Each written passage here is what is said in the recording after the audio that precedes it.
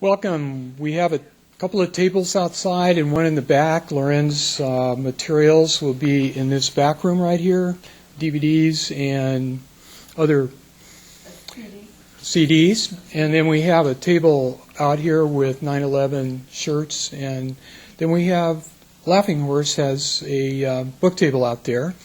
We'd like you to sign the register out there to become acquainted with our 9/11 group, if you would, before you leave, if you haven't already done that.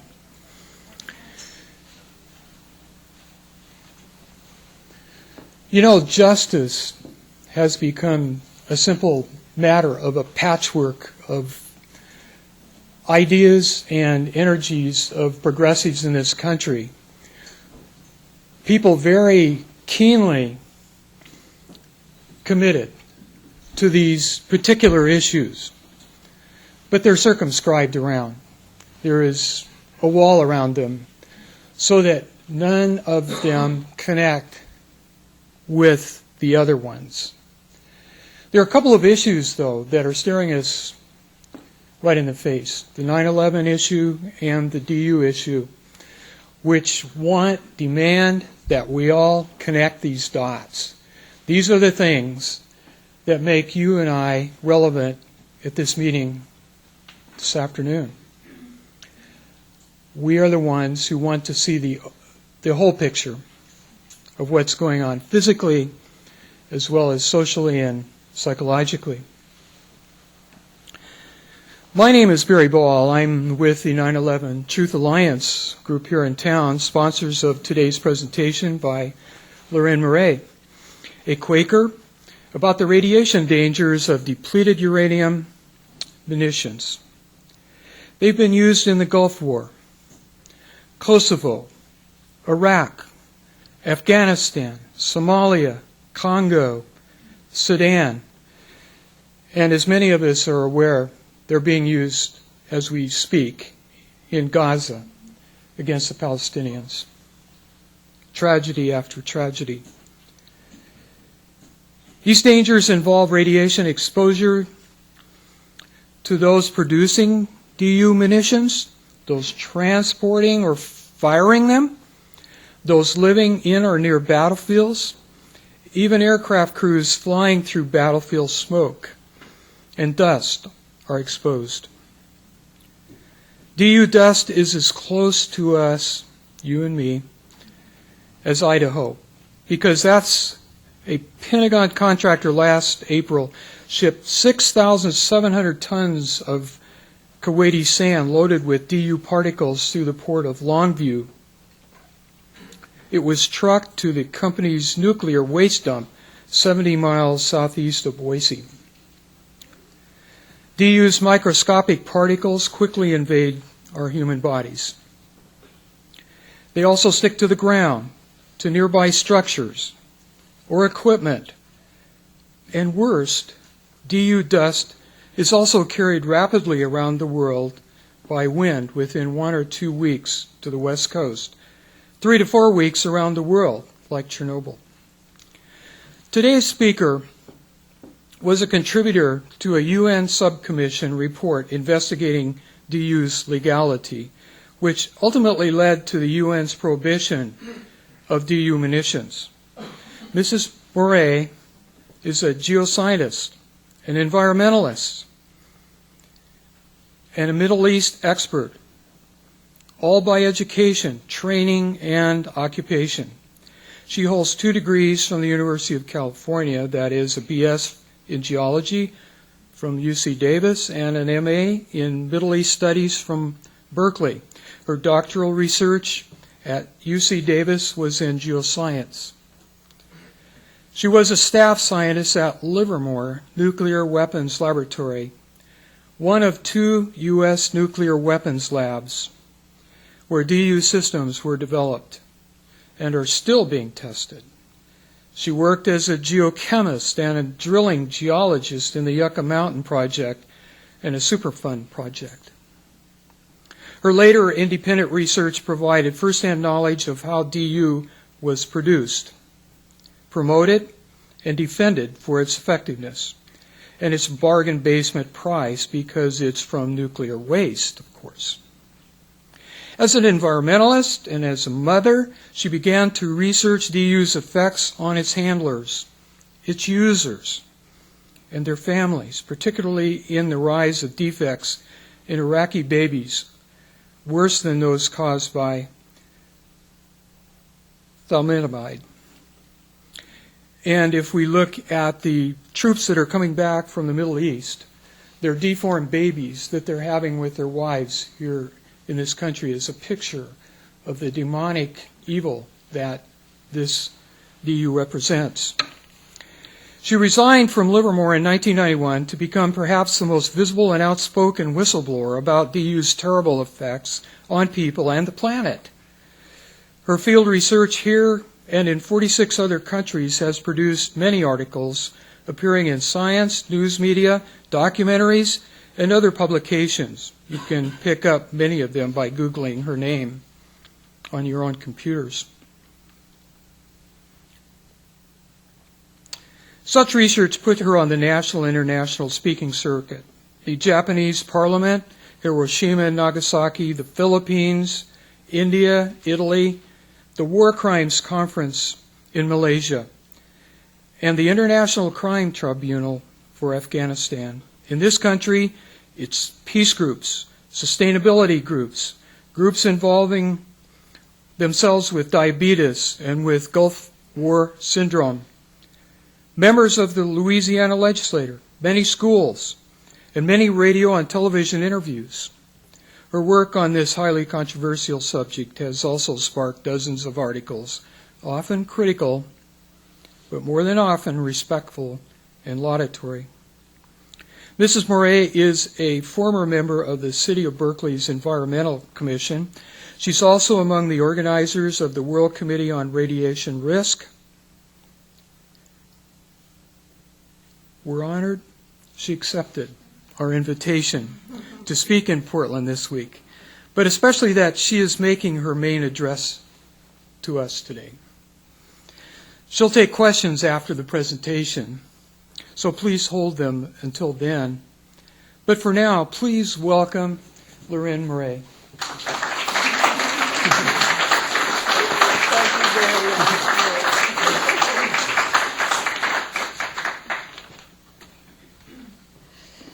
Good afternoon. Thank you all for coming. Thank you all for caring. Thank you all for being here and wanting to be informed. This is a very difficult topic. It's very difficult for Americans because it really questions your knowledge base and institutions and government and people and agencies you've trusted. And we really need to learn to trust ourselves.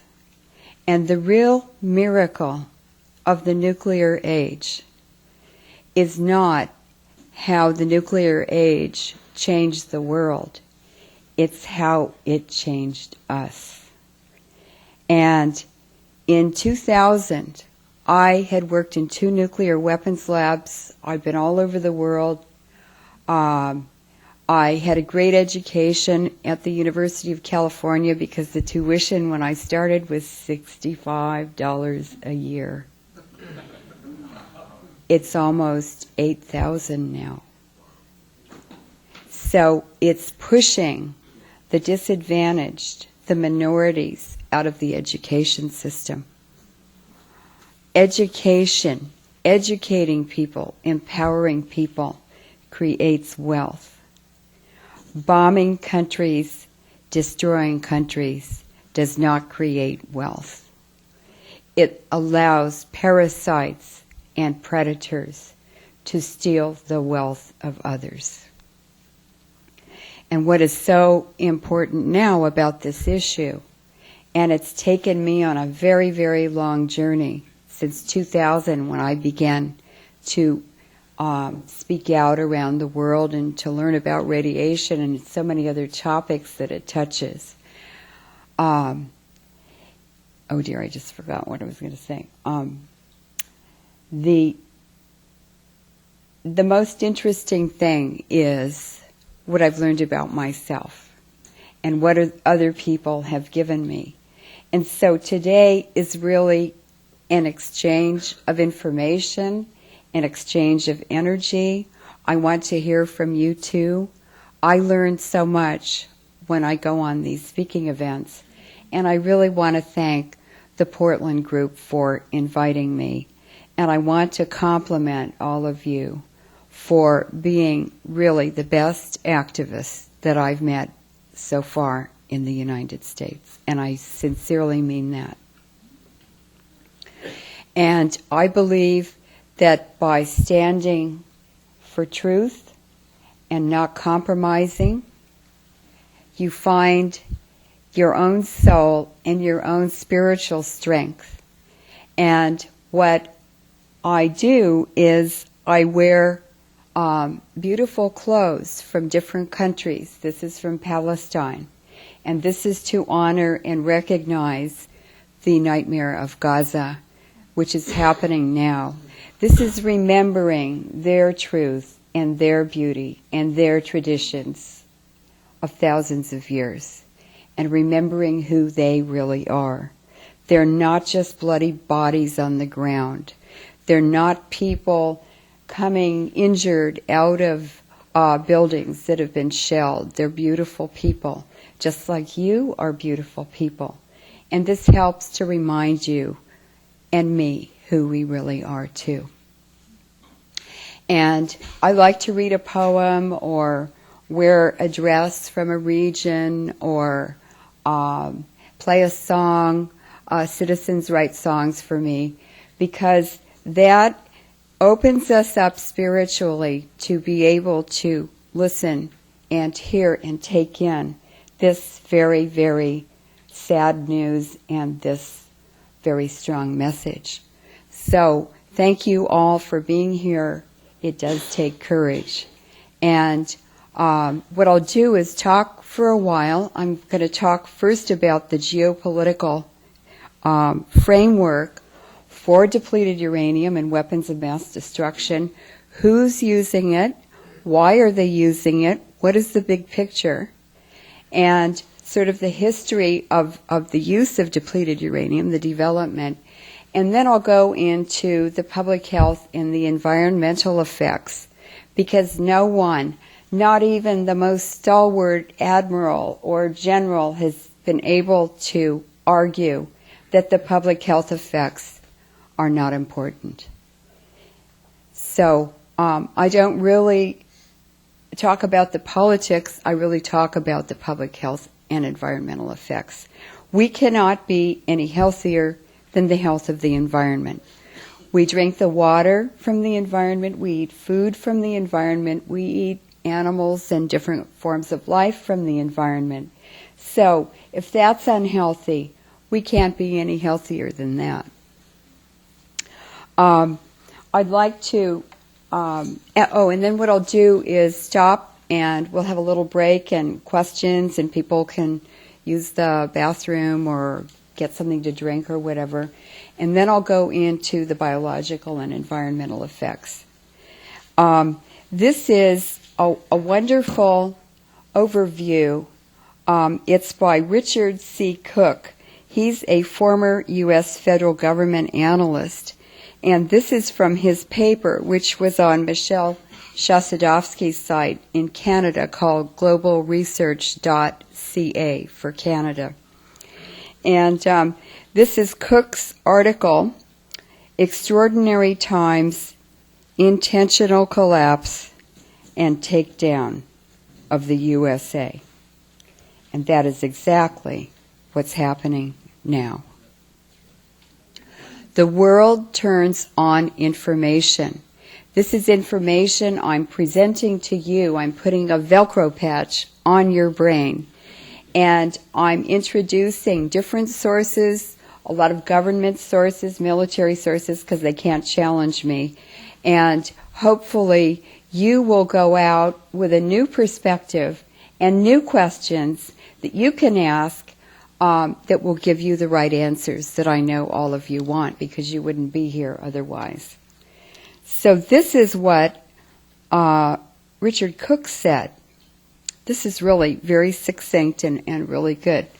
And this is from my paper, From Hiroshima to Iraq, 61 Years of Uranium Wars, a Suicidal, Genocidal, and Omnicidal Course.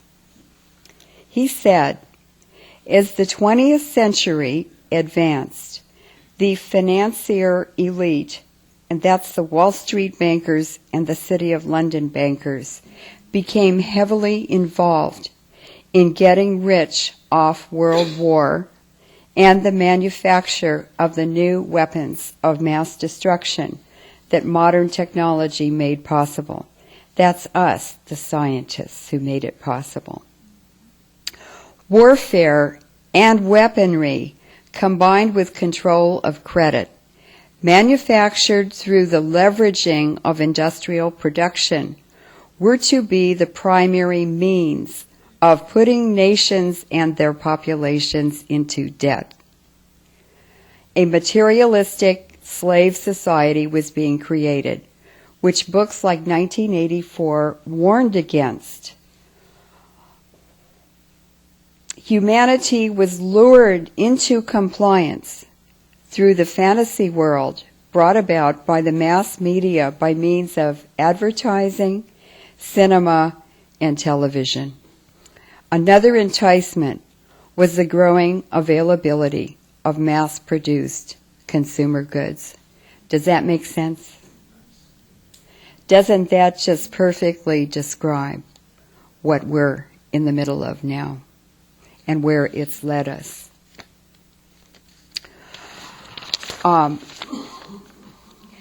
Now, Karen Parker is a humanitarian and human rights lawyer who lives in San Francisco.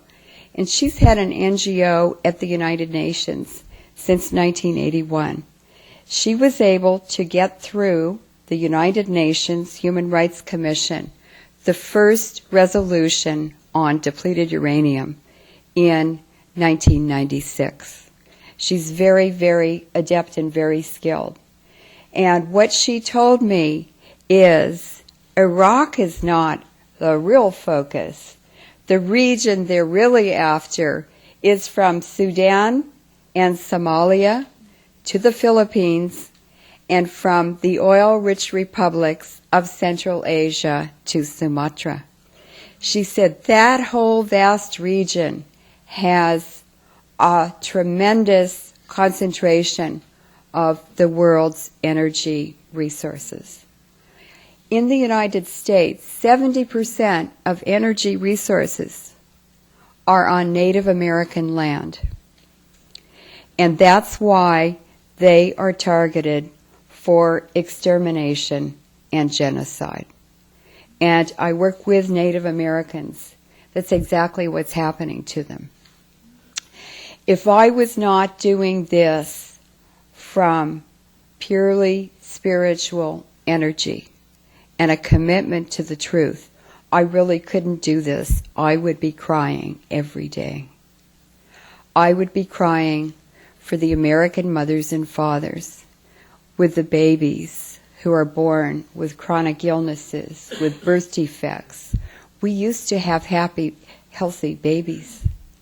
Just go back and look before 1945. Americans were slim, they were healthy looking, they were active, and look at what's happened to America. It's happening all over the world now, and it's the weapons of mass destruction.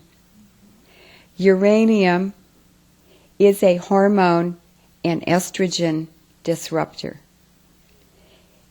In drinking water, at levels below the EPA limits, it causes infertility and reproductive cancers, as well as diabetes and many other chronic illnesses.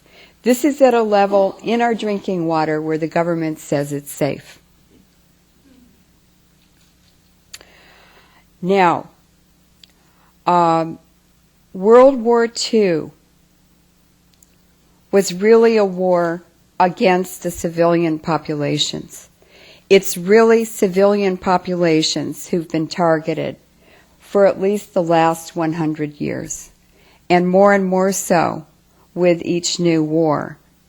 In World War II, the Manhattan Project, which was started at UC Berkeley and at the Lawrence Berkeley Lab, and remember, you may not know this, but the University of California's first president was Gilman, who was a skull and bonesman. How many people know what skull and bones is? Most of you do. Skull and Bones is a secret society at Yale University. And it was started in about 1832 by an ancestor of Dick Cheney, Alfonso Polk. How many of you know about the infamous Polk family? President Polk, Judge Polk, there are a lot of Polks, and Cheney's mother was a Polk. That's why he's in the White House. Now, the Russell Trust was set up with money from the Opium Wars and the opium trade in the 1800s. Princeton was set up with opium money. Yale was set up with opium money. So do you kind of get the drift that drug trafficking is a big part of our ruling elite? It's a family activity.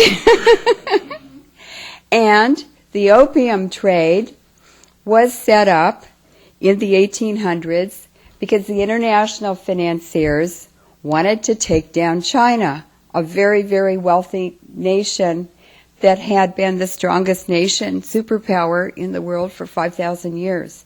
How do you take down a huge landmass like that with a culture that's that old? You can't do it with guns. So they did it with drugs. It's what they're using drugs for in poor communities, Native American reservations, and in the black communities. That's all CIA drugs. The Sheriff's Department and the police run the drug trafficking. The Hells Angels are part of it. $850 billion a year in drug trafficking money, CIA money, is the cash flow through the U.S. economy. So Wall Street is very fond of drug trafficking. The Manhattan Project, I'm sure, was started at UC Berkeley because of the tie to Skull and Bones. And Ernest Lawrence was a physicist, a young physicist from Yale, who came out to UC Berkeley. He was a nuclear physicist. It was a whole new field, getting free energy out of the nucleus of the atom. And so what they wanted to do was weaponize it so they could use it as a weapon of mass destruction. First, they weaponized chemical energy. In China, that was gunpowder. And then we have plastic explosives and all kinds of explosives, dynamite, and so forth and so on. That's all chemical energy. Nuclear energy is formed when elements are formed in star processes under tremendous energy environments.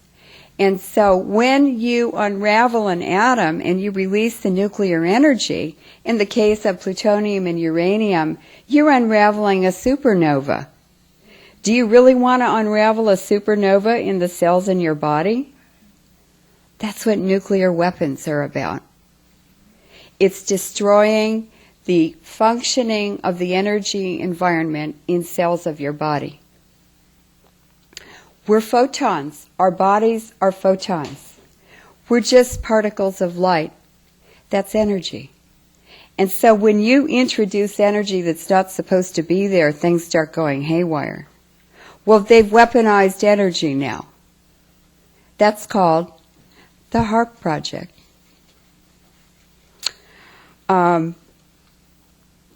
So in the Manhattan Project, I looked up Vannevar Bush, who was in charge of the scientific research. I looked up Edward Teller. He was a Hungarian physicist who ended up at Livermore. I looked up a lot of the scientists, and guess what? I mean the pathological ones. They were almost all contractors for the Rockefellers. They'd had fellowships in universities, or they had consulting contracts, or they were all stuck on the Rockefeller money bags, basically. And then I looked up the Royal Society of London, which was started in 1660. That's the beginning and origin of Western science, because I realized that there are no ethics in Western science. So where did Western science come from? It came from the City of London. The Royal Society of London, the Royal Society, was started by 12 Freemasons. And Freemasonry was started by the mostly Jewish bankers in the City of London. And when the Industrial Revolution started in the 1700s, those bankers and the industrialists realized they needed scientists to develop new technologies that would make them more money and increase wealth upwards. So they made the Royal Society of London a public entity, and it's now a registered charity. That's where Western science came from. That's where the World Health Organization and U.S. Science and the UN and all these organizations that we've been told are there to keep us safe and take care of our health and, bring us democracy. Well, guess what?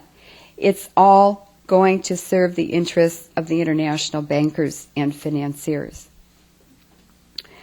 Under the Manhattan Project, Vannevar Bush and the other scientists working for him or under him developed atomic bombs.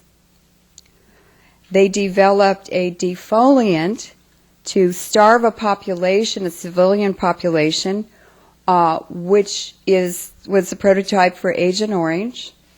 And they developed, it was Compton, Urey, and Conant, who developed depleted uranium, suggested it and fission products for development as radioactive poison gas weapons.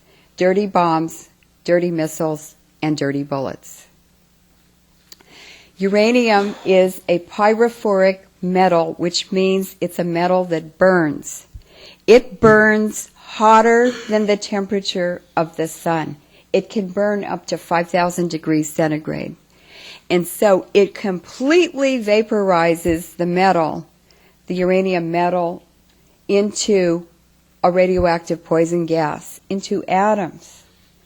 And these atoms, as that gas begins to cool, or quench, it forms high temperature uranium oxides that are not in equilibrium. And these are round, hollow, they look like Christmas tree balls of uranium oxide. And the density of uranium metal is over 19. That's why they use it for kinetic energy penetrators. They use it as warheads in missiles. They use it in bullets. And they use it in bunker buster bombs.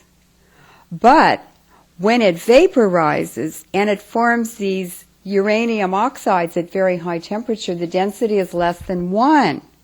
And the particle size is smaller than viruses. They're nanoparticles. And so just the air molecules in the atmosphere bumping into these particles keep them permanently suspended. And only moisture, rain or fog, or moisture in air masses, snow, will clean that out of the environment. And that's why the largest number of new cases of autism and diabetes are always diagnosed when it starts raining, when the rains start. And so that gives us a link right there for diabetes and autism to the environment. It has to be coming from the environment. So in World War II, Christianity was spreading like wildfire all over Asia. The international bankers do not like Christianity because Christianity prohibits usury. The Catholic Church never allowed usury until about the 1700s. Usury is money lending and charging interest and getting nations and people into debt that they can't get out of. Even Islam prohibits usury. Now, the international financiers did not want Asia to be an agglomeration or a superpower, a Christian superpower. And so, when General Groves walked into the War Office and Colonel Henry Stimson, who was the Secretary of War, saw a list of targets in his hand, he said, "Give me that list of military targets for the atomic bombs." He said, "I'm making the decision. No one else is making the decision. I'm making it." And he took the list away from Groves before even the Chief of Staff of the U.S. military had seen it. And it was Henry Stimson, a Wall Street banker, working for the Rothschilds in the City of London, who selected Hiroshima and Nagasaki as the targets for the first atomic bombs dropped on a human population. And he selected Hiroshima and Nagasaki because they were the two biggest Christian populations in Japan. And all of these wars have been about exterminating Christians. Many people don't know that General Eisenhower, who was at West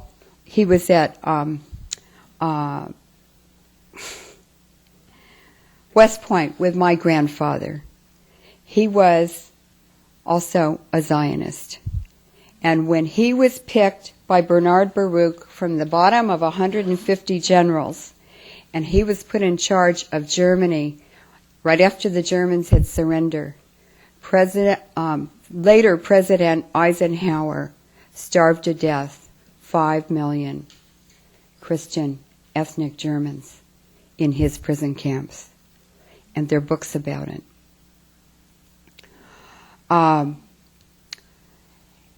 It's really shocking. It's taken me 9 years. A lot of research, talking to a lot of people.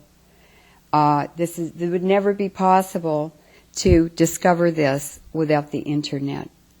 And so you, like me, are very lucky to be the most informed civilian population, the most informed citizens ever. So you may feel like you don't know very much, but you know an awful lot more than our parents or our grandparents knew. The world turns on information. That's why I'm talking to you. You can't make the right decisions. I can't make the right decisions unless we have the right information. And the internet has made that possible. The citizens groups doing their own investigations have opened people's eyes. And I'm sure if you're in different groups, you encounter resistance from people who maybe don't want to be informed, or they're comfortable the way they are, or, oh, this is controversial, or this is a conspiracy. Well, it's all a conspiracy. It is a conspiracy. So, after World War II, the Korean War was the next war. That was setting up the Cold War. And when the Korean War was over, and they did use depleted uranium in the Korean War, but it was used as shielding in tanks. And when the Korean War was over, veterans who were in the Korean War in charge of nuclear weapons and depleted uranium told me the nuclear weapons were all shipped to Okinawa from Korea because they knew they were going into Vietnam 10 years later or 12 years later. Now, before 1900, the British, who were messing around in the Middle East, in what is now Iraq, knew there was $3.5 trillion in oil under the sands of Iraq. They knew that.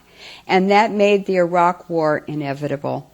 It made a Middle Eastern war inevitable. Herbert Hoover, who was a geologist, knew before 1920 he discovered the largest oil fields in the world off of the southeast coast of Vietnam in the South China Sea. That made a Vietnam War inevitable. And they brought Agent Orange off the shelf, and they used Agent Orange to depopulate Vietnam. It was for depopulation. And all during the Vietnam War, Alcoa was building aluminum refinery factories all over Vietnam, which is illegal. And the Rockefellers were building oil refineries all over Vietnam. And the CIA was going into the Golden Triangle to capture the French drug trade or drug center. And I read a really interesting article. It's a book. And it said that LBJ, President Johnson, gave the Golden Triangle to the Mafia as a reward for the assassination of President Kennedy. And the Mafia had lost their longtime source of drugs and needed a new source. So that was a swap, and that's how they do it at high levels. I discovered that working at the Livermore Lab. Now, Kissinger, this is a great Kissinger quote. This is what I tell high school kids, and it really works on the young men. Henry Kissinger said, "Military men are just dumb, stupid animals to be used as pawns in foreign policy." And what I want all of you to burn on your brains and go home and work in your families and your neighbors and your extended families and schools and do counter-recruiting. All of our children are just future cannon fodder. That's all they are to the government. American citizens are just something to harvest. We're just something like cattle to make money off of. We really and truly are. And so we need to understand that and not have any false hopes or expectations that our government is doing the right thing for us, because I can guarantee you it is not. We need to create our own social networks, our own exchange of information, and to watch out for each other, because no one else is watching out for us. And when I talk to different communities in the U.S., the communities that are the most receptive and the most appreciative and know that what I'm saying is true are the black communities, because they know. They worked on plantations. They waited on the tables, and they heard the conversations. And the conversations today are the same conversations they heard 150 years ago. Nothing is new. Now, in 1968, the U.S. Navy, we found the first patent on a depleted uranium weapons system in 1968 in the Patent Office. It was for a U.S. Navy, a Gatling gun type weapon system that shot depleted uranium. And it was to be attached to Navy ships to shoot at incoming missiles or torpedoes or planes or whatever. In 1973, in the Yom Kippur War, the U.S. government gave depleted uranium weapons to Israel and supervised them using them on the Arab tanks. And the Israelis wiped out the Arab tanks. They were Egyptian tanks, and I'm not sure where else they were from, but they just totally wiped them out in 5 days. Now, I live in the city of Berkeley, and we have a population that's about 35% Jewish, and I do radio interviews. And some young Jewish women have approached me and said, I heard you on the radio. My family, the women are in an epidemic of breast cancer. And we lived in the Golan Heights, or we lived on kibbutzes in Israel in the 1970s. Is that why we all have breast cancer? And I said, yes. So no nation, no matter how smart they think they are, no matter how great their military is, they are nuking themselves. You can't avoid it. There's nothing smart about that. Now, Henry Kissinger, in 1974, this is the key to all these oil wars and depopulation, he said in a national security memo, I'm going to read it to you because I want you to believe he really said it.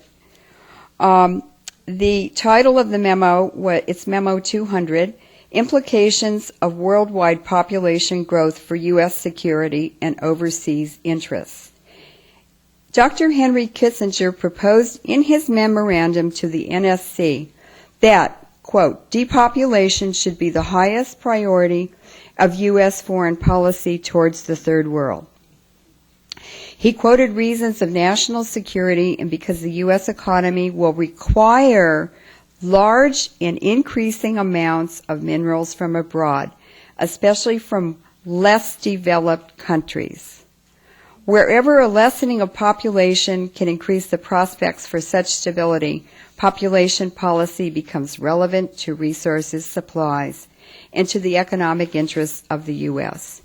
And Robert McNamara, who was Secretary of Defense and President of the World Bank, was also a member of the Board of Directors of the Washington Post, and he said, there are, of course, many ways to make the death rate increase. In the thermonuclear age, war can take care of this very quickly and in a definite way. Famine and disease are the oldest. So this major depopulation agenda with weapons of mass destruction now being carried out, the roots were in the 1970s. And so they carried on all through from the 1970s to the 2000s. They were practicing with depleted uranium on bombing and gunnery ranges all over the U.S. Hawaii is completely contaminated. All of Schofield Barracks, Ka'aolave, which is an island, nobody can even go there now. It's so contaminated. And Pohakaloa on the Big Island. The whole southern half of the island of Hawaii, the beautiful paradise island of Hawaii, has the highest cancer rates in Hawaii. And also from Pearl Harbor downwind through Honolulu and Waikiki and Diamond Head. I went over to Hawaii. I took a Geiger counter to Hawaii. I did the measurements and had citizens. We got a citizens posse and went around the gunnery ranges and bombing ranges. They videotaped me. I went on television. And you can't believe how much damage you can do to the military with a Geiger counter in 2.5 minutes on ABC TV. And then I got the citizens to buy Geiger counters and plug them into their computers. And they were sitting there for 5 months taking measurements on depleted uranium every minute for 5 months in a permanent court-admissible record. And that torpedoed the Army. After 50 years of denying there was any radiation in Hawaii, they admitted it in 2 months, got me out of Hawaii with COINTELPRO harassment, and then they sent the Assistant Secretary of the Army for the Environment over there to try to stop them. Well, not a single reporter would interview me. They said, we were told not to talk to Leuren Moret anywhere in Hawaii or mention depleted uranium in the newspaper. So I went to the free alternative weekly papers, and within 3 weeks they were in a Hawaii-wide competition to have the goriest depleted uranium cover stories. And so Hawaii has never been the same since. It was a great strategy, and it was the citizens did it. All I did was show them how to do it. They did it. I trained them on uranium. I trained them on radiation. I taught them how to talk about it. And they're still writing letters to all the newspapers. They're following Senator Inouye and Senator Akaka all over the islands to all their talks, and they're waving in crowds, Geiger counters in the air. It was really effective. And then that little 2.5-minute news story went all over the world, and I started getting queries from New Zealand, Tasmania, Australia, Canada. They all wanted Geiger counter movements because they're getting killed by all the uranium mining and the DU testing too. And that's the beauty of the internet. That's the beauty of us. That's what we can do. We just need the right information. And so all of Hawaii is contaminated. The Lowry bombing range in Denver is contaminated with depleted uranium. They built, the government is selling these contaminated bombing and gunnery ranges for $1. Hunters Point Naval Shipyard in San Francisco, they sold it to developers for $1. The Lowry Range was sold for $1. The Hawaiian homelands are built on the most contaminated bombing and gunnery ranges in Hawaii because it's all genocide. And I had a friend who was investigating the Lowry bombing range. She could get no public health data from any public health department in Colorado or the federal government. So she went to the high school. It's a black community who lives on the Lowry bombing range. The high school yearbooks were full of students who died of cancer. That's the kind of investigation we have to do because our agencies, the EPA, the National Cancer Institute, NIH, and the Centers for Disease Control were all started by the NRC and the AEC and the military to hide the effects from us. So when federal or state agencies are making measurements on radiation, they've got 2 sets of books, believe me, because they always have. But when we start making the measurements, guess what happened in New York City after I started that movement? The chief of police is trying to get a law passed now that no citizen in New York City can own a Geiger counter or use one or do any air monitoring. So that's exactly what we need to do. Churches need to be involved. Schools need to be involved. People need to be involved. Grandmothers and grandfathers, everybody can do it. Everybody has to do it. And then start writing articles and letters to the editor and doing interviews on the radio. And it really gets the information out, plus putting it all over the internet. The Jefferson Proving Ground is so contaminated with depleted uranium from decades of testing, they can't even clean it up. The Salton Sea down in Southern California, they wanted to build a huge expensive housing division on an old bombing range where they practiced dropping nuclear weapons. They just took the plutonium out and packed the rest of the bomb with depleted uranium. Well, it was so radioactive that they could not build the housing division. This is hundreds of thousands of homes. Now, the saddest story of all is the Badlands bombing range in South Dakota and the Pine Ridge Indian Reservation, where the Lakotas are from. And an editor from the Smithsonian called me up and he said, do you know anything about this meeting that just happened at Pine Ridge? And I said, no. This is like 3 years ago.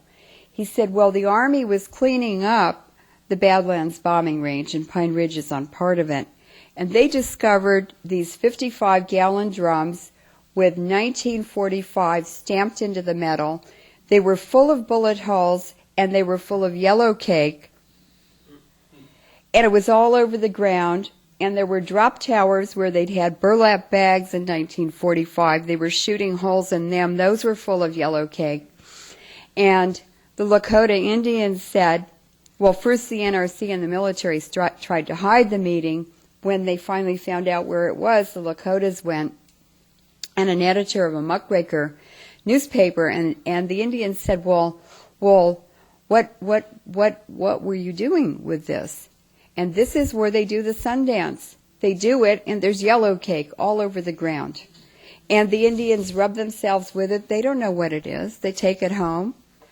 And the Army said, well, we were doing studies downwind, downstream, and it was getting into the aquifers, and they were studying the effects on Indian villages.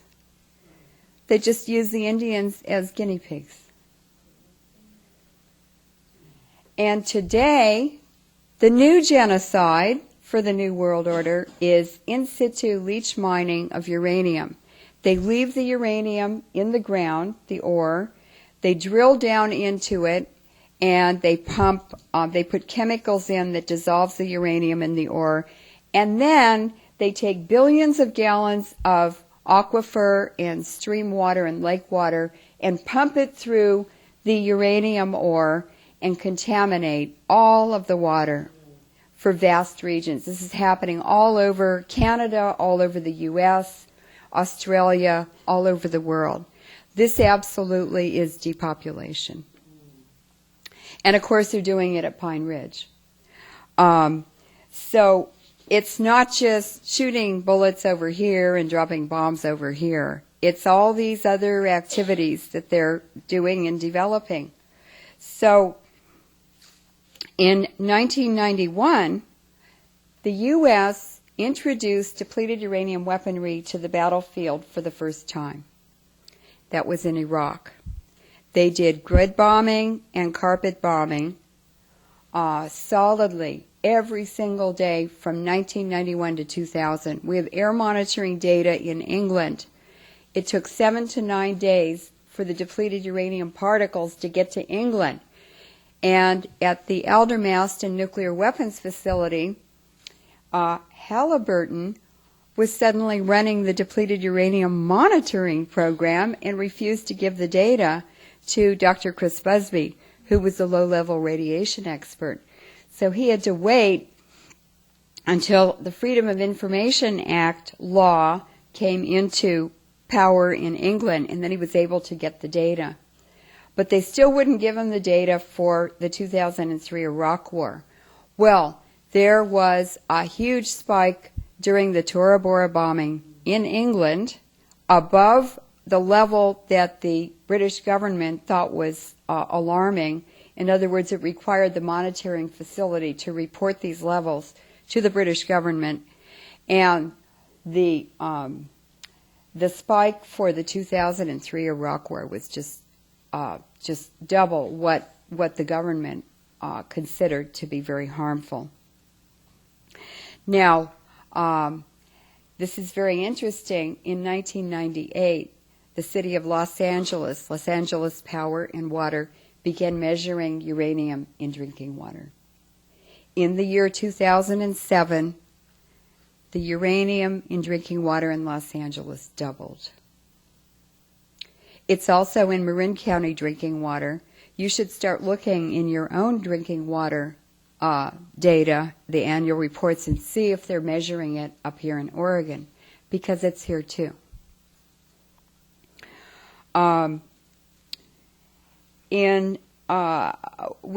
We didn't really know, nobody really knew what depleted uranium was, but we began to discover what the effects were.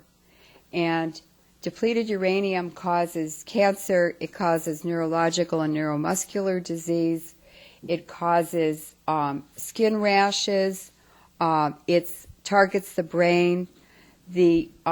Over 83,000 soldiers, 3 years after 2003, out of 631,000 soldiers who served in Iraq in 2003 only, over 83,000 had neurological, neuromuscular problems. When just a couple minutes. okay, so questions. I'll do you first and then you. Yes. Where can we buy these Geiger? This is a Gamma Scout. It's manufactured in Germany. These are about $500, and they have a computer inside. You can walk around for 3 days and take continuous measurements, take it home and plug it into your computer and download it. The software for the database comes with it. These are court-admissible documents, databases.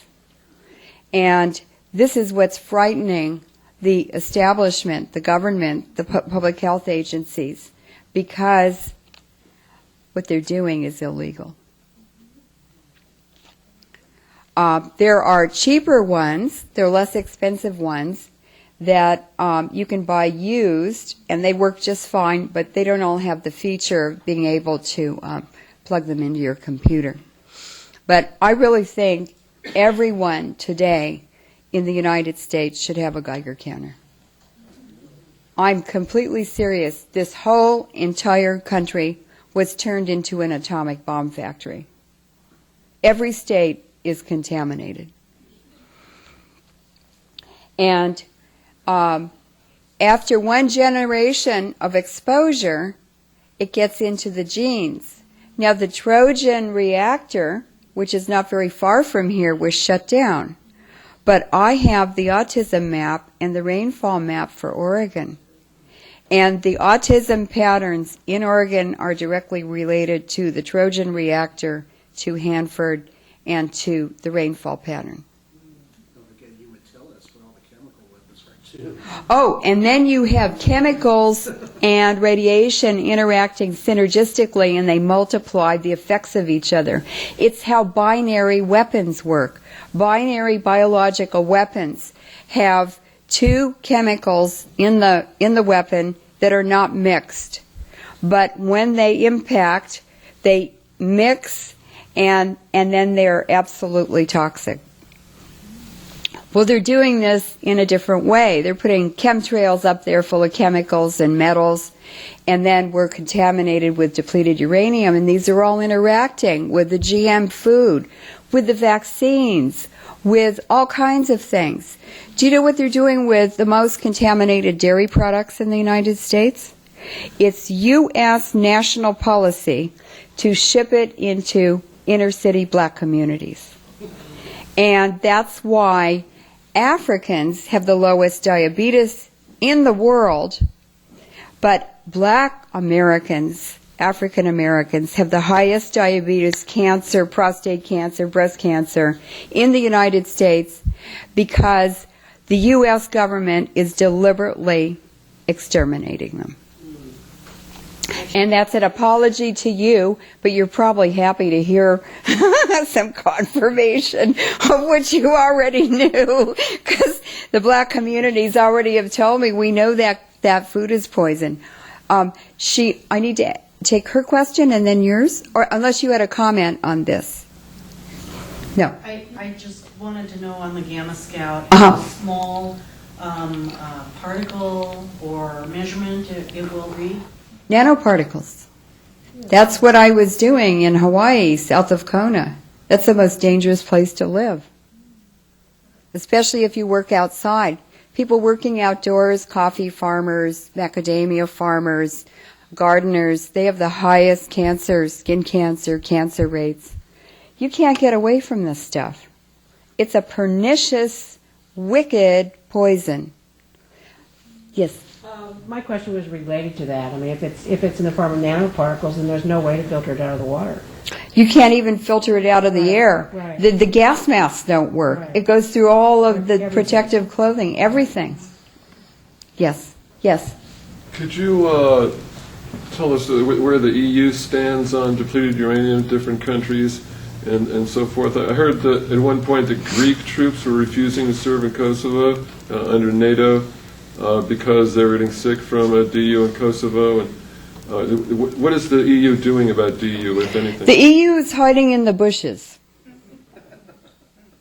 But they popped out after Yugoslavia because white boys with blue eyes and blonde hair were dying. And their angry parents in Italy and Portugal and other countries were furious and bombarded the parliaments and got into the news. And so the after effects of Yugoslavia, all of Yugoslavia is carpet and grid bombed with depleted uranium. All of it. That's all they did for the first 3 days, was an air campaign. And Lord Robertson, who was in charge of NATO, said every rocket used every missile and rocket used by the U.S. in Yugoslavia had depleted uranium warheads. Well, some of them landed in other countries and didn't explode. And so the nuclear institutes in Hungary and Romania and other countries examined them, and they did have depleted uranium warheads. And so now all of Yugoslavia is contaminated. It's blowing over to Italy, and the whole east coast of Italy is in an epidemic of cancer and diabetes and radiation-related illnesses. And then it's going all over Europe. They have, after the 1998 and the 1995 attacks on Yugoslavia, they had an epidemic of infant death syndrome in 20 regions of Europe. Well, that's not mothers shaking their babies in their bassinets. That's an environmental problem. They're drinking different water, eating different food, and it's all happening at the same time. It's got to be environmental. You have a question? What about the bombs and all those bombs and missiles that are being dropped and shot into the Gaza right now? I'm going to get to that, but I'll give you a clue. In 2000, natural gas deposits, huge natural gas deposits, were found offshore from Gaza. So it's about oil. It's a gold rush, but it's black gold. Yes? Concerned about the difference between correlation and causality. If we didn't separate that, we believe that the Iraq War has prevented a recurrence of 9/11 and that the surge has increased violence. Can you give me evidence that how we know that it is the depleted uranium Causing like diabetes or neurological? Okay, for diabetes, I did a really good search of the scientific literature, and I also spoke to scientists all over the world. And what I discovered is that in the Hiroshima and Nagasaki studies, after the bombs were dropped, that increases in diabetes were officially reported. And they're still asking for money to do more research on the Hiroshima and Nagasaki victims on diabetes studies. Now, I worked at the Livermore Lab. I walked into an environmental laboratory one day and I saw all these geology cores on a table. And I said, "Oh, I'm a geologist. What are those?" And they said, "Oh, the team just came back from Hiroshima and Nagasaki." And I said, "Well, why did they take those cores?" And they said, "Because Hiroshima and Nagasaki are still radioactive. And the people are too. And we're studying them too." Radiation is forever. The plutonium core in a nuclear weapon is less than 20 pounds. It's smaller than an orange. But packed around it is tamping, thousands of pounds, which is depleted uranium. And the reason they use the tamping is to hold that plutonium core together longer amount of time before it blows itself apart. And it's also to reflect the fast neutrons back into the core to get more plutonium to fission. Now, then I looked at Hiroshima and Nagasaki, diabetes. I looked at Chernobyl. There are many studies about huge increases in diabetes from Chernobyl.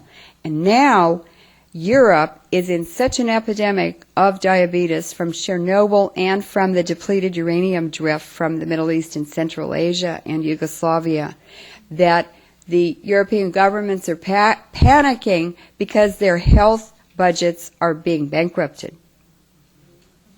And they've gone to the EU and they've gone to the UN and asked for help.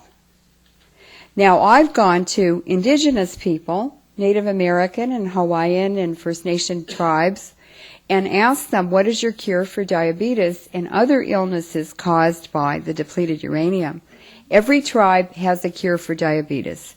And it's a plant they dig up in the forest. The British Columbian Indians dig up devil's claw.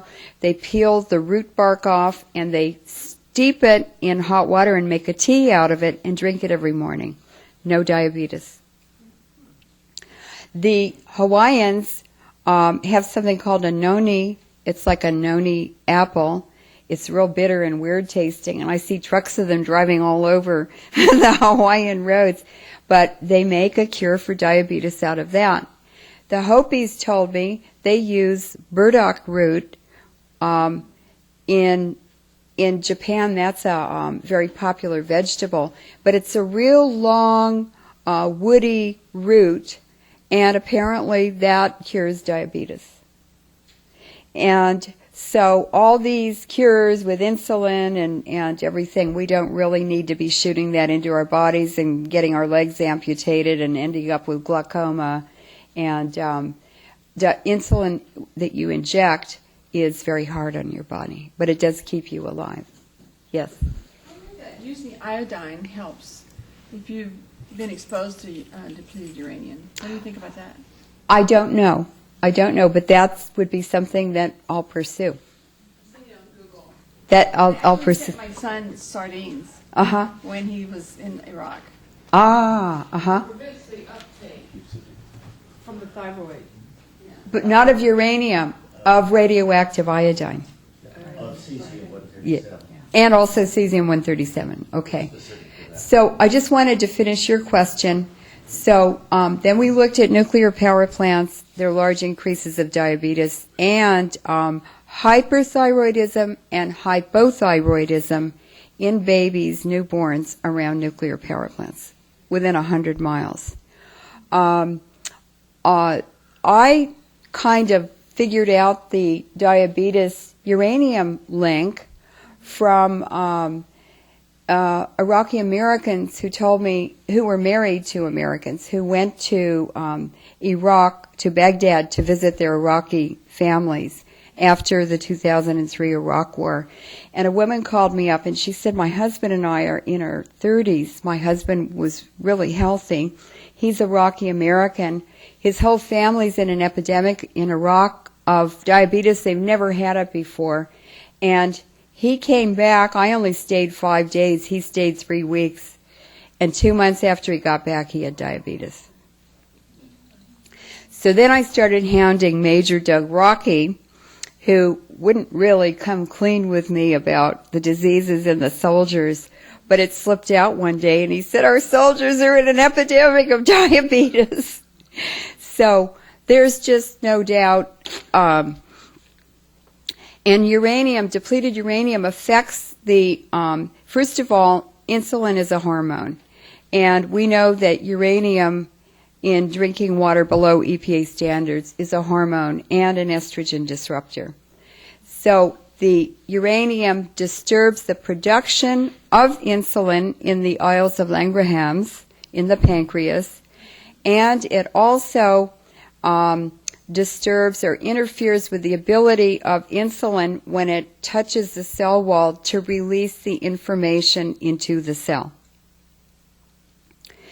And there's really very little research. There is research done on it, but you have to know where to get it because it's really hidden.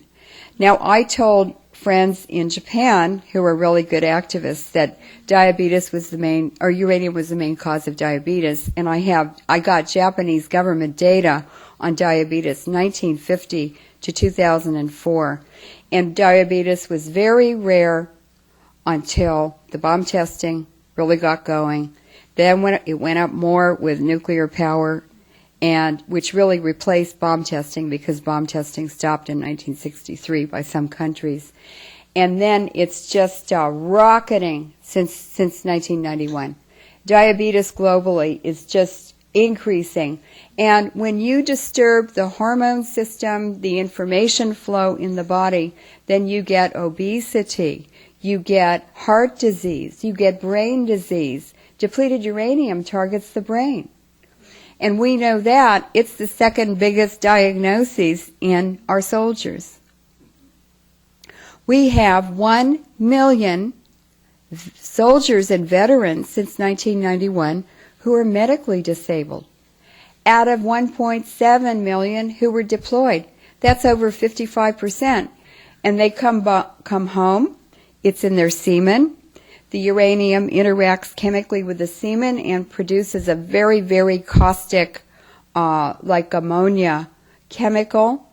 And so it burns the insides of the women. And if it gets on the men on their skin, it burns them too.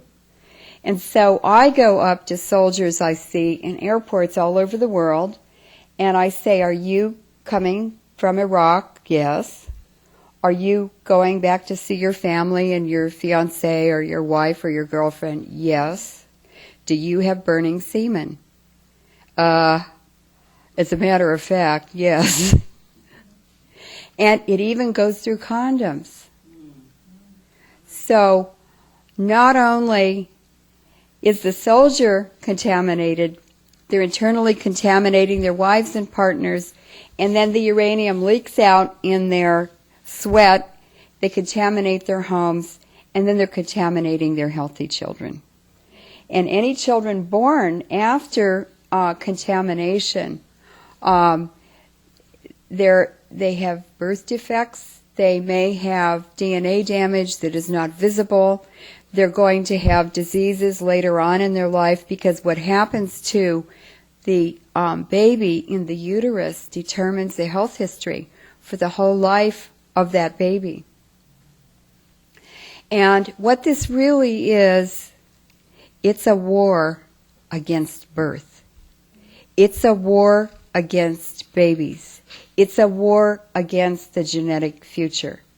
If the DNA in the egg, which is one cell, or the sperm that fertilizes the egg is damaged, when those two come together to make the first cell of that new organism, every cell that divides from that original cell has the damaged DNA. So it goes passed forward through all future generations.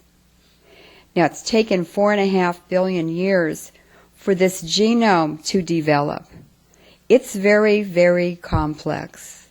We don't know anything about it, really.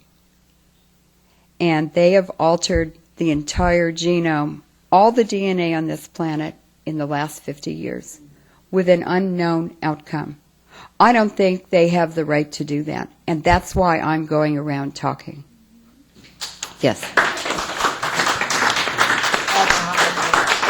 Do you maintain that this whole thing that you're talking about is willful, and is it a product, is it a population reduction scheme, and if so, how long would it take to achieve the results that the people that are behind it would like? Malthus was probably a contractor for the City of London bankers. He was an academic in the 1700s. He was talking about overpopulation then, when there wasn't any overpopulation. And this was drifting around England. Cecil Rhodes and his scholarly, or whatever his club was called, they were talking about depopulation in the 1800s. The Rockefellers brought it to Germany and funded the Kaiser Wilhelm Institute in the 1920s, where Mengele was trained. Then they brought the depopulation agenda called Eugenics to the United States, and they started sterilizing poor Jews or certain Jewish groups they didn't like, Romanian Jews. They sterilized gypsies. They sterilized poor whites. They sterilized black communities. They sterilized the mentally ill. But that's eugenics, and it now has a new fancy name. It's called the Genome Project. And they have gone all over the world. Google is involved in this, and they are collecting the DNA of indigenous people as well as ethnic groups. And Rumsfeld built hundreds of new biological weapons laboratories all over the U.S. There's one classified one at the U.S. University of Texas on the campus, and some graduate students were murdered because they discovered that the University of Texas was testing bioweapons on prisoners in Texas prisons. That just happened within the last 5 years, because the graduate advisor of one of them told me about it. He said, my student was murdered. Oh, I have this. How could any particular group of people protect themselves, like they that are doing this? How could... Because, for instance, with AIDS was funded by a bill in Congress. I don't have the exact bill number, but there's a DVD and a CD together by William Cooper. It's called Behold a Pale Horse. There's a 4-hour presentation by him, and his book, Behold a Pale Horse, is on a CD. He was naval intelligence. He started coming out and talking about all these agendas and these depopulation agendas. For instance, in that book, he revealed the number of the bill in Congress, and the money went to the Army to develop AIDS at Fort Detrick. Now, that idea came out of the Club of Rome in about 1972, and they had AIDS delivered, an antidote for AIDS, and a prophylactic so that you could take it and not get it. Now, I interviewed a veteran, Green Beret, special ops veteran, who told me he flew a special ops mission in about 1976 from Europe. They were taking, the U.S. military was taking doctors from the WHO and the UN to South Africa to go down and vaccinate them because there was an outbreak of some disease, probably anthrax or something. He said, we got down there and the whole area was quarantined. He said it happened to be the center of greatest resistance to apartheid in South Africa. And he started confronting the doctors one after another, and he said, there isn't any disease down here. Why are we here? And finally, a doctor from Finland had the guts to tell him, no, there's no disease here, but we're vaccinating all these people, and in 12 years they'll be dead. And the CIA factory, laboratory where they manufactured the AIDS is in Phoenix, Arizona.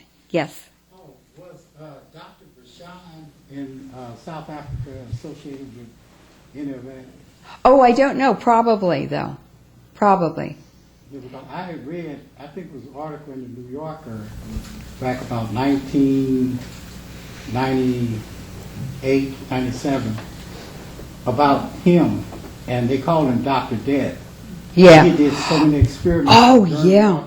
I remember him. Creating an ethno-specific. Ethno-specific. Guess what? I go to the UC Regents meetings, University of California meetings. It's the biggest weapons of mass destruction contractor to the international bankers. It's the University of California. Google, the two guys who started Google, Sergey Brin and Larry Page, are 32. They're billionaires. They're worth $34 billion each. Both of them last year married women with PhDs in biological information systems. Google is involved in developing biological weapons. The Google owners, those two young men, park their Google jets at the NASA facility in San Jose. And they are involved in doing aerial surveys and surveys on the ground of the most remote indigenous populations all over the world. And they're even using heat detecting systems that detect the bodies of these indigenous people in their villages on the ground. That's what they're doing. Yes? There's a substance called zeolite. Yes. It's made by an alchemical reaction between lava and seawater. Yes. And you get it in powdered form. And the Russians have used it very successfully. That's what I take. For Chernobyl. It pulls all the, for Yes. Chernobyl. It pulls It's, all the heavy metals out of your body. Yes. Zeolite is a clay, and clay particles in bodies of water are the best scavengers for radioactive particles. And so when these clays that are very fine wash up on mud flats or on shorelines or on riverbanks, that's where the highest rates of cancer are. So don't live along, I wouldn't live anywhere along the Columbia River because that's all contaminated with Hanford. Well, I was bringing that up because I take it in powdered form. I put it in caps and it pulls everything out of your body. It chelates you. Well, actually, it's not chelating. It's not a chemical reaction. It's a physical reaction. The radioactive particles are physically attracted to the zeolite, and it just carries it away. Yeah. Any other questions? I mean, I'm not through yet. Yeah. Devil's Club. Devil's Club in British Columbia. And I've talked to a medicine woman on Vancouver Island, and actually she has diabetes cures, and I send a lot of people to her. Yes? Just out of curiosity, how hot is, I mean, if you had a chunk of depleted uranium, and you stuck your counter up next to it, I mean, how many times the background radiation would it show, or some kind of thing like that? Well, when I stuck it up in the air in Hawaii, and I was 35 miles downwind from the firing and gunnery range, you couldn't see any particles in the air at all. But it was about 12 times above background level. Now that evening, the wind completely died down and it came from offshore. And the measurements dropped from 93 or 95 counts per minute during the day to like 3.5 or 4 counts per minute in the evening because the wind was coming from the ocean. So the radiation is it's hidden in so many ways. The porcini and fungi in the forest, mushrooms, they gobble radiation. And I discovered this when I read about Japan Customs about 8 years ago, sent back 35 kilograms of dried porcini mushrooms to Italy that were too radioactive to eat, cesium-137. And that's Chernobyl. And so I avoid cheese from Europe. I don't drink any French wine. I avoid food from Europe. We are importing protein milk powder, and the cheddar cheese producers in California between 2002 and 2003 increased their cheddar cheese production 50% because they were importing that very cheap radioactive milk protein powder from the Ukraine and from Chernobyl, around Chernobyl, and making cheese out of that. And the dairy industry got really mad because they couldn't compete with these really low prices. And so they published a report in their newsletter about it, which was a great service to the public.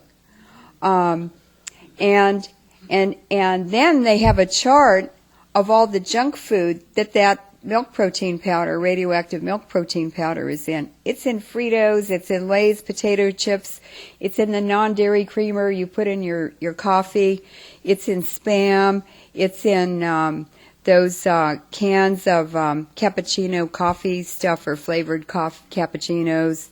They put it in everything. So you really have to be very careful and informed. Yes. Just correct a comment Yes. I made Yes. About iodine. I said cesium-137. That's the wrong problem. It's iodine. I think it's 131. Yeah. Which is, if you're saturated with iodine, that prevents the uptake of the radioisotope. Right. But there's no radioactive iodine, no fission products in depleted uranium, usually. Right. Yes. A long time ago, I did monitoring of radiation lab up at OHSU here Uh-huh. in the 60s, and more recently in some caves in Alabama. Uh-huh. And my recollection is that the background was about 60 counts per minute. It depends on the rock types. They mine granite for uranium. So any granite terrain is very radioactive, and a lot of times the fossil bones that are in the rocks are very radioactive because the uranium replaces the original bone material. So the dinosaurs in the Rockies are very radioactive. Just if we get Geiger counters, it'd be good to know what the background Yeah. the correct Yeah, that's right. Yes. So if you drink burdock root tea, does that help get this stuff out of your body? It cures the diabetes. It stops the diabetes. You have to take it every day. But the medicine woman on Vancouver Island said that she does have a treatment that completely reverses diabetes. Now, another thing to watch out for is kitty litter. I have a friend who was a chemist his whole life developing kitty litter. And the kitty litter is mined in clay deposits in Nevada, and it's totally contaminated with fission products from bomb testing. So that's why cats are getting cancer, and that's why their owners who change the kitty litter are getting lung cancer. So it's all over the place. That's why I say it's so important for people to have a Geiger counter. It really is. Yeah. The alternative is to be carefree and happy until the big C gets you.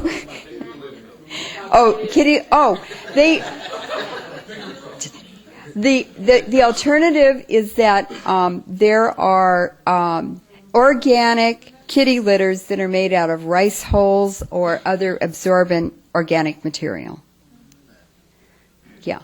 Yes. On the kitty litter. Yes. The new thing is crystals. Oh, crystals. Are those okay? Yeah. As long as it's not clay from Nevada. Now, I'd just like to go to Lebanon. The 2006 Israeli attack on Lebanon was preceded by the transfer of 5,000 depleted uranium bunker buster bombs to Israel 3 years before that attack. Now, what do you think was happening in Turkey the day the attack started on Lebanon? All of the big oil companies in the world were in Ceyhan, in Turkey, celebrating the opening of the Central Asian oil pipeline to Ceyhan, which is on the Mediterranean coast.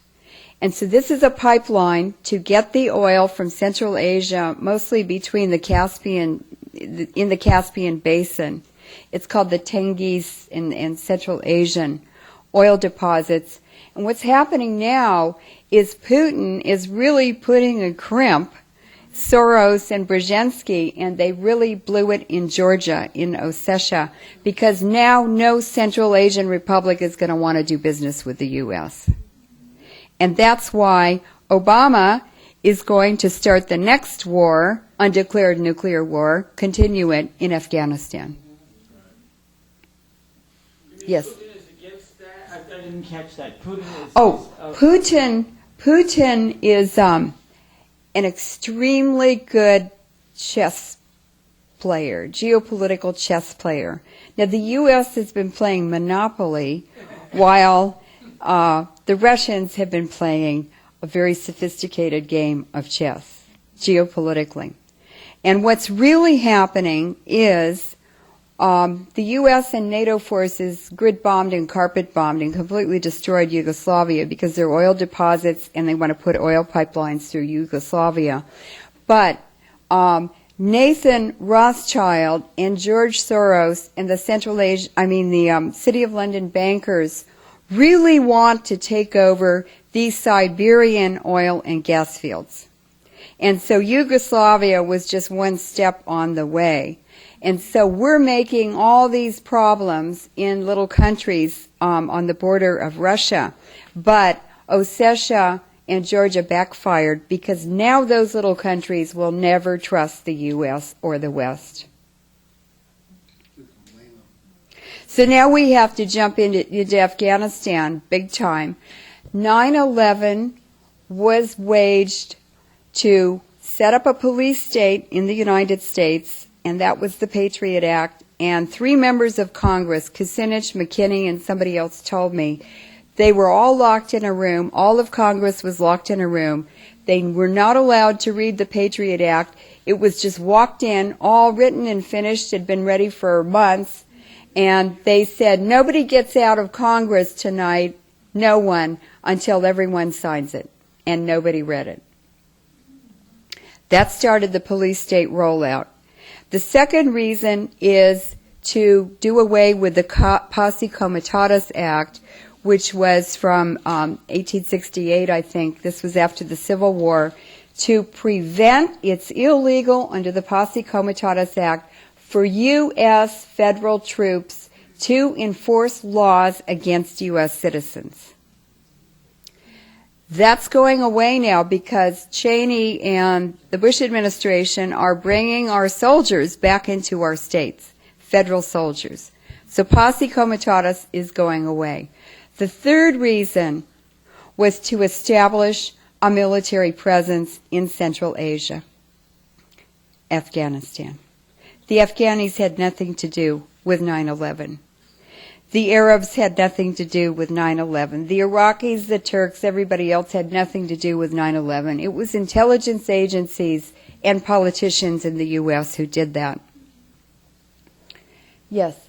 The police state started long before 9/11. Oh, yes, yes, The yes. war on drugs was really the paramilitarization of the local police force started then. We were ready for the 9/11 and the war on terror because we were already used to the SWAT teams and the no-knock searches, and so that goes further. And then you look at so they create one problem, they fix it with paramilitarized police for the drug war. Then they create another problem, which is the war on terror. Yes. Now the war on the money. Yes. And it all flowing together. It's actually brilliant. You think about it. They really did a nice job because now we're all going to be afraid of our own shadows. So it's when a great. Say we're here to help you. You need some food. Yeah. And then you guys got to take the mark or whatever's next. And we are set up. But it was Vietnam is when the police state stuff started, and that was FEMA, which was illegally created by Oliver North. It was the Federal Emergency Military Agency. Now they've made it the Federal Emergency Management Agency, but it's the same thing. And it's all sociopaths. It's all psychopaths. It's all the same people. It is. So the Ceyhan Pipeline Party for all the oil companies was in Turkey on the day the attack started on Lebanon. Now, Israel grid-bombed and carpet-bombed Lebanon. Dr. Chris Busby, who's the low-level radiation expert for the British government in the EU, sent someone to Lebanon to get air filters out of ambulances used in Beirut during the bombing, because the air filters have the depleted uranium in them. And he sent this guy to the border of Lebanon to get bomb crater samples.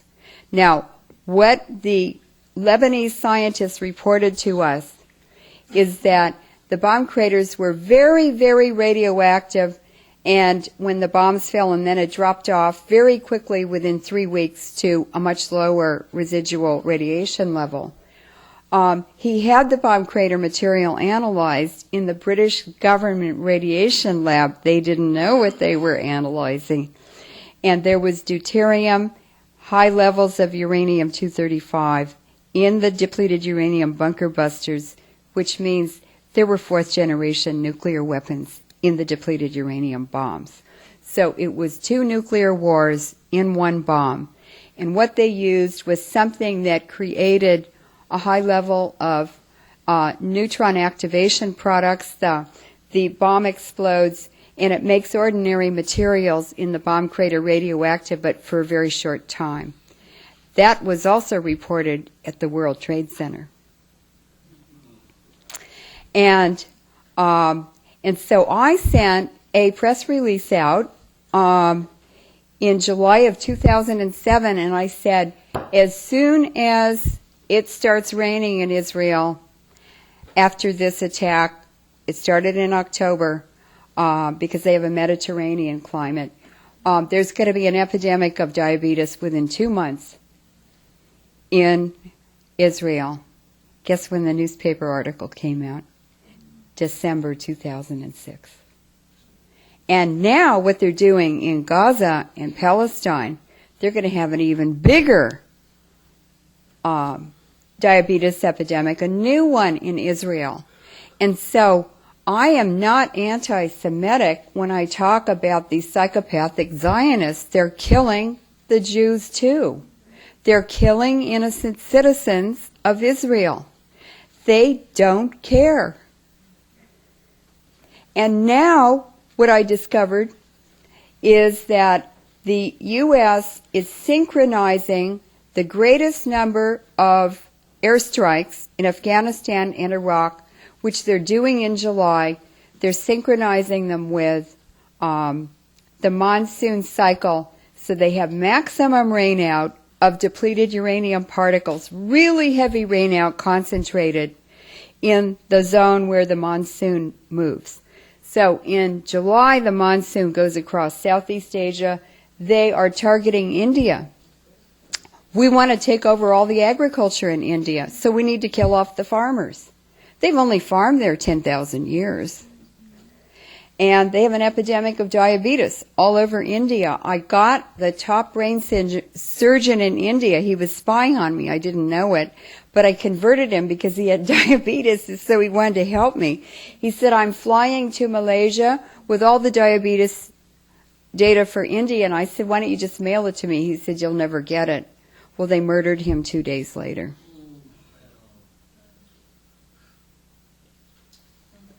These are very dark forces that we're dealing with, yes. I know I asked another question. Yes, that's fine. The people who are doing this, where do they think they're going to go? I mean, where are they going to go live? I mean, You know what the rule is? Because the father of my daughter is a psychopath. And I said, why are you doing this? You're destroying your family and me and your child and everyone. He said, well, the rule is the guy with the biggest pile of toys when he dies wins. That's just exactly how they think. The guy with the biggest pile of toys when he dies wins. It's for sure. It's real. A trip to hell, I hope. So there's a table back there with all my DVDs on it, presentations. This is the best film, Beyond Treason, and there are 2 different covers. There's a newer cover, so don't be confused. This is a wonderful documentary film, and I'm in it with Doug Rockey and other people.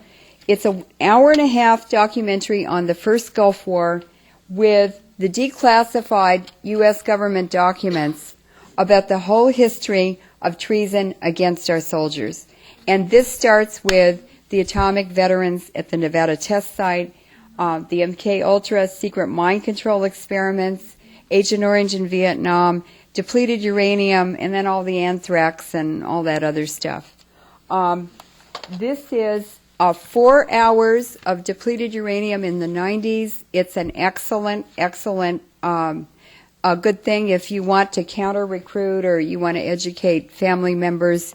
this is really good for counter recruiting or donating to schools, and you can copy any of these. I just want the information to get out. This is what we've done, Blowin' in the Wind. This is a beautiful documentary film by an Australian. I'm in this too. And this is how the U.S. Navy got chased out of Vieques in Puerto Rico. Puerto Rico has the highest diabetes in the United States. And they relocated to the most pristine part of Australia off of the Great Barrier Reef. And now it's interviews with a family living around the bombing range, and they just had a new baby boy that looked like an Iraqi baby and died within about 3 days. So now Australia is all contaminated. And this is a wonderful film. It's about 30 minutes long. It's Dr. Mahathir, the former Prime Minister of Malaysia, at his war crimes conference. Oh, it says war crimes. Oh, he said expose war crimes, criminalize war. And what he did was he created a diorama, a building full of rooms where he created war crime scenes from Vietnam, from Palestine, Abu Ghraib, Guantanamo, and he walks through each one explaining about it, and it has the screams and torture sounds and everything. And then they interview each of the keynote speakers in between the scene change. This is really a nice film. And so there are many films and DVDs. I'm going to go out there, come and ask me questions. And there are more tables out there. So please take something home from one of the tables and share it with everyone you know. Thank you. Oh, you have a question? No, I just want to say, may you be protected 1,000 times over. Thank you. Capacity to share what you're sharing. Thank you. And the good spirits of people like you, everyone in this room, is what carries me forward. It does protect me. And all kinds of people have said to me, Leuren, I've known for 3 years that you're protected. And so you trust the universe, and the universe provides, and you live with the incredible lightness of being. But I went through hell. Just call me Karen Silkwood, who survived. So, thank you very, very, very much.